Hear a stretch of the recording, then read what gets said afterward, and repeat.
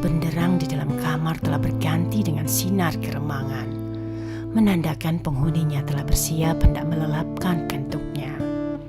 Namun belum lagi Hans merebahkan diri di peraduannya, terdengar dari arah pintu sana suara ketukan pelan. Seolah tak yakin dengan pendengarannya, Hans pun memasang kupingnya lebar-lebar, memastikan bahwa benar ada seseorang yang mengetuk pintu kamarnya. Dan benarlah, tak berapa lama kemudian suara ketukan itu terdengar lagi, tetapi terdengar sangat lemah. Mali yang mengetuk pintu secara perlahan itu dilakukannya agar tak terlalu mengagetkan Hans yang ia sangka sedang bersiap hendak tidur. Mali melakukannya dengan perasaan takut-takut, tetapi rasa takut itu tidak seberapa dibanding dengan rasa takutnya ia jika menolak perintah tuan besarnya, Philip van Deventer, untuk memanggilkan Hans. Mali mungkin seorang jongos yang paling setia dan paling baik di muka bumi ini. Bayangkan saja, hampir dari separuh hidupnya ia abdikan dirinya pada keluarga Deventer, terutama sekali kepada Ariati, ibu dari Hans. Meskipun ia masih terbilang keluarga dekat Ariati, ia tetap menghormati Ariati sebagai seorang yang memberinya pekerjaan. Tak pernah ia bersikap melunjak, meski Ariati tak pernah memperlakukannya sebagai benar-benar seorang jongos. Dan Hans sebenarnya adalah keponakannya, namun tetap saja Mali berlaku hormat kepada Hans, keponakan yang umurnya jauh di bawahnya. Apalagi sekarang, setelah lebih kurang 7 tahun lamanya berpisah, dan akhirnya ia bertemu kembali setelah Hans menyandang gelar dokter, Mali menjadi sungkan kepada keponakannya itu. Ketika sekarang ia harus menjalankan perintah Philip, memanggil Hans di saat-saat Hans harus beristirahat, sungguh ini adalah sebuah pekerjaan yang berat baginya. Tapi mau apa lagi, harus tetap ia melakukannya. Dipenuhi rasa penasaran, Hans berjalan gesah menuju arah pintu yang diketuk. Langsung saja ia membukanya dan terlihatlah olehnya Mali yang berdiri dengan muka tertunduk. "Ada apa, Mang?" tanya Hans kemudian. "Mamang diminta tuan besar memanggil engkau, Hans.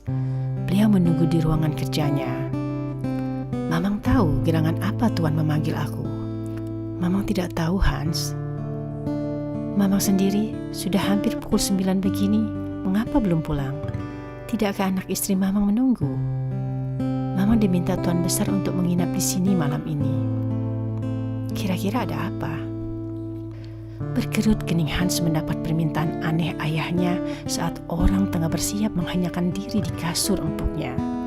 Meskipun demikian, Hans merasa senang dengan adanya permintaan ini, karena baru sekali ini saja ada permintaan Philip ayahnya kepada dirinya. Namun tak urung Hans menjadi gentar juga, apalagi ia mendengar Mali diminta oleh ayahnya untuk menginap di rumahnya. Bukankah malam ini jatahnya Mali pulang ke rumahnya? Mengapa membutuhkan kehadiran Mali untuk ayahnya berbicara dengan dirinya? Bukankah berjuta pertanyaan melintasi pikiran Hans, membuatnya ragu untuk ia melangkahkan kaki ke tempat ayahnya menunggu. Di muka pintu kamar ayahnya, Hans kembali meragu. Lama juga ia berdiri diam di sana. Baru setelah berkali menghela nafasnya dan dirasanya plong dadanya, Hans meneguhkan hati mengetuk pintu yang menghadang di mukanya. Hanya buku telunjuk tangan kanannya saja yang ia gunakan, sehingga membuat suara ketukan yang terdengar sangat lemah. Biarpun demikian, Bram yang berada di dalam masih tajam mendengarnya. "Masuklah," perintah Bram dari dalam. Secara perlahan, Hans menggenggam gagang pintu. Ditekannya gagang itu sampai pintu itu terbuka dan ia masuk ke dalamnya. Tiba di dalam kamar, terlihat olehnya Philip tengah duduk di atas kursi, yang di hadapannya terdapat sebuah meja kerja besar terbuat dari kayu jati pilihan. Kemudian Hans meluaskan pandangnya ke seluruh ruangan kamar yang baru pertama kalinya kakinya ia injakan. Kamar ini ialah kamar pribadi Philip, dan tak seorang pun yang pernah memasukinya selain Philip dan Mali yang diberi tugas membersihkannya. Itu pun saat Philip ada di sana. Kamar ini meskipun disebutkan sebagai ruang kerja, isi perabotnya cukup lengkap. Di sudut ruang ada seja jati yang juga terbuat dari jati pilihan. 2 buah lemari berak 6 tingkat tanpa pintu berisi penuh buku terdapat pula di dalam kamar ini. Banyak pula kenap-kenap yang memenuhi ruangan, dan yang sangat tidak galib adalah di dalam ruangan tersebut terdapat sebuah ranjang berukir lengkap dengan kasur serta bantalnya. Di atas ranjang itulah Philip tidur selama ini. Memang Philip tidak pernah tidur di dalam kamar yang berada di sebelah ruang kamar ini, ruangan di mana sebagai kamar tidur sesungguhnya. Philip tak pernah menggunakan kamar itu, sebabnya itu adalah kamar tidur milik mendiang istrinya seorang diri saja. Tidak pernah ia masuk ke dalam kamar itu, baik semenjak malam pertama menikah pun setelah istrinya meninggal dunia. Tak pernah sekalipun ia tidur sekamar dengan istrinya, apalagi menggaulinya. Philip hanya mendikam diri saja di dalam ruang kerjanya sekarang ini.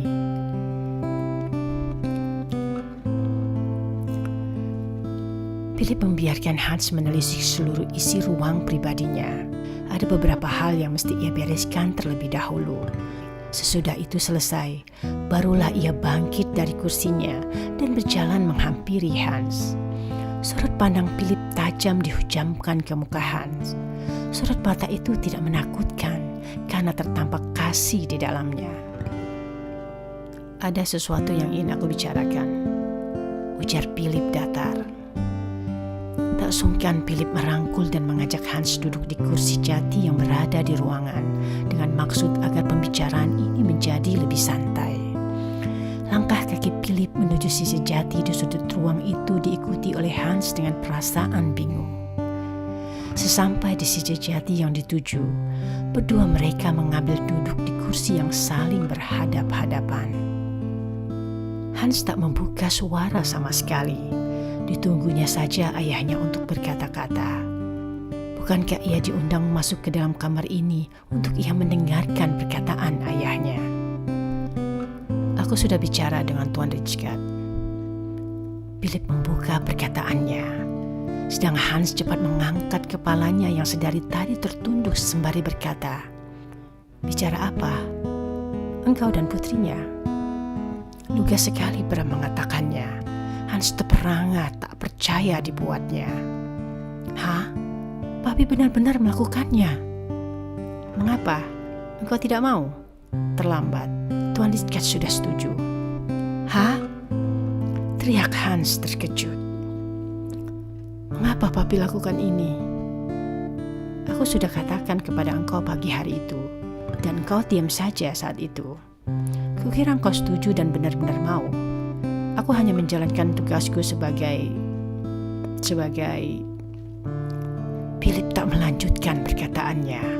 Entahlah apa sebab gengsi atau kata enak hati karena baru sekarang ini saja ia mengaku-ngaku sebagai ayah Hans. Setelah Hans berhasil menjadi lulusan dokter terbaik dan mendapat penghargaan langsung dari Paduka Ratu Wilhelmina. Sehingga ia pun mendapat penghargaan berupa pujian dari banyak orang karena memiliki putra sepintar Hans. Dalam pemberian penghargaan itu, pastilah namanya disebut-sebut. Sayang ia tak berada di sana mendampingi putranya dilantik sebagai dokter dan menerima penghargaan hebat. Sesungguhnya ia memang tak pernah ada di saat anaknya membutuhkan kehadirannya. Dan sekarang, mengapa pula ia berlaku seolah-olah sebagai ayah yang sangat perhatian kepada anaknya? Sungguh tak enak hati Philip untuk melanjutkan perkataannya itu. "Aku melihat engkau begitu bersemangat ketika engkau menanyakan tentang Tuan Richard padaku. Kutanya apakah engkau kenal dengan Tuan Richard? Jawab engkau tidak. Engkau hanya kenal anak perempuannya saja. Aku pernah muda dan pula pernah jatuh cinta. Laku engkau serupa itu sama persis dengan lakuku saat jatuh cinta dulu. Saat ku katakan nanti ku lamarkan gadis itu, engkau pun tak membantahnya. Jadi apakah aku salah, Hans? Pertanyaan Philip tak dijawab oleh Han, sebab ia telah menjadi tersengal dengan ucapan ayahnya. Tersengal karena tak percaya kalau kata-kata yang barusan itu berasal dari Philip van de Venter, seseorang yang sangat ia rindu belayan kasih sayangnya, dan barusan saja ia menunjukkannya. Tak kusangka ternyata Papi mengasihiku. Terima kasih Papi. Ucap Hans bahagia, namun membuat Philip menjadi terdiam. Ada suatu perasaan bersalah menyeruak dalam hati Philip. Disadarinya bahwasanya selama ini ia tidak memberikan kasih sayangnya kepada Hans. Sontak ia teringat akan adiknya Robert, ayah kandung Hans yang sesungguhnya. Tapi baru disadarinya pula kalau garis wajah Hans begitu mirip dengan dirinya. Padahal dia hanyalah seorang paman saja bagi Hans. Engkau tidak sepakat dengan apa yang telah aku lakukan ini? Bukannya tidak sepakat. Aku senang dan bahagia Papi melakukannya. Sebabnya sama sekali aku tak tahu bagaimana caranya mendapatkan gadis ini. Tapi aku malu Papi. Apa yang kau permalukan? Pandangan gadis itu padaku. Tiba-tibanya aku menghendaki dirinya, menggunakan tangan Papi langsung melamarnya. Tak ada perkataan terlebih dahulu dari aku kepadanya. Lagi pula baru 1-2 kata saja kami berbincang-bincang. Tak tahu malunya aku telah lancang berani melamarnya. Hans, hampir semua perkawinan di negeri ini karena lelaki yang mau. Perempuan hanya menerima saja. Tapi perempuan ini berbeda, Papi. Dia seorang perempuan terpelajar. Pasti banyak sekali orang yang menyukai dan mendambanya. Apa kalanya engkau dengan orang-orang yang engkau sebutkan mungkin menyukai Putri Rizgat? Engkau sangat tampan, gagah, dan pula berpendidikan tinggi. Pasti engkaulah yang terbaik di antara mereka itu. Lagi pula, Tuan Rizgat mengatakan bahwa putrinya itu sangatlah suka citanya menerima lamaran kita. Benarkah? Tanya Hans tak percaya. Ketidakpercayaan itu dijawab Philip dengan anggukan yang mantap. Begitu bahagianya Hans mendapat berita baik ini. 2 hari lamanya ia tak bisa tidur memikirkan pujaan hatinya, Kirani. Dan hatinya menjadi tergetar ketika ia menyebut nama sang gadis. Seketika tubuhnya seakan melayang ke angkasa sambil membayangkan senyum manis kekasih hatinya. Ia suka bola mata Kirani yang berbinar liar seakan menancapkan panah asmara ke dalam jantungnya. Benarkah Kirani menyukaiku juga? Kembali ia menjadi ragu dan takut. Setelah sadar dari khayalnya sebentar, Hans memandangi ayahnya dengan tatapan yang berbinar sendu. Di depannya, Philip sedang tersenyum jumawa karena perbuatannya direstui oleh putranya. Namun tak terasa tiba-tiba ada buliran air mata yang menetes di pipi Hans. Dan tiba-tiba pula tubuhnya bergetar hebat. Philip terkaget dan gopoh menghampiri Hans, merangkul dan menopang tubuh Hans dengan perasaan bingung. Ada apa? Tanyanya penuh kebingungan. Akan halnya Hans, ia tak mampu menjawab. Napasnya tersengal menahan isak yang hendak meledak. Tiba-tiba tubuh tegapnya layu, luruh di hadapan ayahnya. Bersujud ia memegang dan mencium tangan ayahnya itu. Maafkan aku, Papi. Maafkan Hans. Aku berdosa banyak pada Papi. Apa maksudnya Hans? Tanya Philip bingung. Coba ia mengangkat tubuh Hans agar berdiri. Tapi percuma. Seperti kehilangan tenaga, Hans tetap bersimpu di hadapannya. Ada apa? Tanya Philip dengan lembutnya. Hans tetap terisak dan tak bisa ia mengeluarkan kata-kata. Akhirnya Philip merangkul anaknya itu. Dipeluknya erat tubuh Hans yang bergetar hebat. Seketika Hans pun mendekap ayahnya sebegitu kuatnya. Lama mereka saling berpelukan. Hingga akhirnya perlahan Hans mengendurkan pelukannya. Isaknya tinggal 1-2 saja terdengar. Mami, aku rindu Mami. Rang Hans kemudian. Philip terdiam. Tak menyangka begitu rapuhnya putranya itu. Penyesalan muncul di hatinya karena selama ini dia tak mengacuhkan Hans. Baginya cukup ia menyediakan semua keperluan Hans. Karena dirinya, Hans menyandang terah dari seorang Belanda. Dia punya kesempatan sekolah setinggi-tingginya. Uang ia sediakan untuk Hans meraih cita-citanya. Tapi memang tidak untuk yang satu itu. Philip tak bisa memberikan lebih. Tak bisa ia menunjukkan kasih sayangnya dengan menyentuhi tubuh Hans. Karena bagaimanapun ada tembok pembatas yang membatasi. Bayangan bahwa Hans adalah anak dari hasil hubungan gelap adiknya menghalangi dirinya menyentuh Hans dengan kasih sayang yang lembut. Darah ningrat yang mengalir dalam dirinya menjaga gengsinya untuk meluapkan cinta kepada keponakannya. Sebagai imbalannya, ia memegang teguh janji kepada adiknya untuk memberi kehidupan yang layak kepada Hans. Benarlah, dari sisi duniawi, Hans tercukupi. Ia pun diakui sebagai seorang Belanda. Layaknya seorang Belanda, Hans mendapat banyak keistimewaan, semisal dapat duduk di kelas utama jika hendak berpergian dengan tram maupun kapal. Namun dari sisi ragawi, ia kosong. Dari kecil Hans merasa tak pernah memiliki keluarga, hanya ibunya semata. Dan ketika ibunya meninggal 10 tahun yang silam, Hans pun menjadi merasa sendirian saja di dunia fana ini. Tetapi hari ini, mengapa ia langsung merasa tak sendiri lagi? Jangan pergi, Papi. Jangan pergi. Tiba-tiba Hans kembali memeluk erat ayahnya.